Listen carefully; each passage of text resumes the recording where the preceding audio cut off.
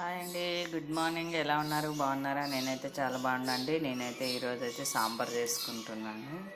సాంబార్ ఎలా చేయాలో చూపిస్తాను. ఇక్కడైతే చూడండి, పప్పు, కొన్ని పచ్చిమిరపకాయలు, ఒక 4 ఉల్లిగడ్డ, పసుపు, కరివేపాకు వేసి ఉడికించుకొని ఎనిపి పెట్టుకున్నానండి. దాంట్లోకి తర్వాతకి ఎల్లిపాయలు కచ్చిపిచ్చి దంచేస్తాను. ఉల్లిగడ్డ, పచ్చిమిరపకాయ, కొత్తిమీర, టమాటా అండి. మునగకాయలు అయితే కడిగి పెట్టుకున్నా.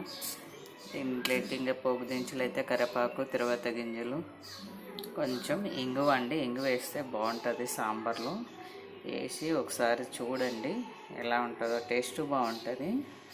మా చెట్టు మునక్కాయలండి ఇవి. ఇలా ఉన్నా కూడా టేస్ట్గా ఉంటుంది, ఏం ముదిరిపోవు. ఇప్పుడైతే ఇంకా స్టవ్ అంటించుకొని తర్వాత అయితే చేసుకుంటున్నా అండి. మీరేం చేస్తున్నారు? మేమైతే చిత్రాన్నం చేసినామండి. పొద్దున టిఫిన్ అయితే చిత్రాన్నము.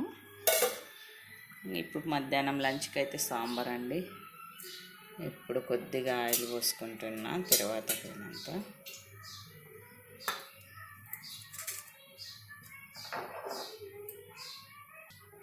జడ ఉడికింది కదా, వేస్తున్నానండి. ఉల్లిగడ్డ వేస్తున్నానండి. ఇప్పుడైతే తర్వాత గింజలు వేస్తున్నా. తర్వాత అవుతుంది కదండి, కొంచెం ఇంగువ వేసుకుంటున్నా. సాంబార్లోకి ఇంగువ బాగుంటుంది, వేసుకోండి. అయింది కదండి, టమాటా వేసుకుంటున్నా.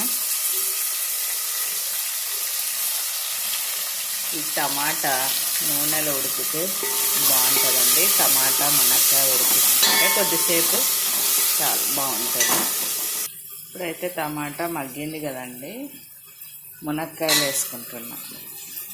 మునక్కాయలు వేసుకొని బాగా మగ్గినాక, మునక్కాయలు కొంచెం నూనెలో మగ్గితే బాగుంటుందండి. తొందర మగ్గిపోతాయి, ఉడుకుతాయి.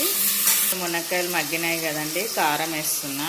తగినంత కారం, మీరు ఎంత తింటారో అంత కారం వేసుకోండి, మీ టేస్ట్ ఇదైనంత. ఇప్పుడు ఉడకబెట్టుకొని ఎనిపి పెట్టుకున్న పప్పు ఉంది, చింతపండు కూడా పిండి పోసినాను. దీంట్లోనే పోసుకొని కలుపుకోవాలండి. మీకు తగినంత ఎసురు పోసుకొని ఒక్క 10 నిమిషాలు ఉడికించుకుంటే సాంబార్ రెడీ అండి.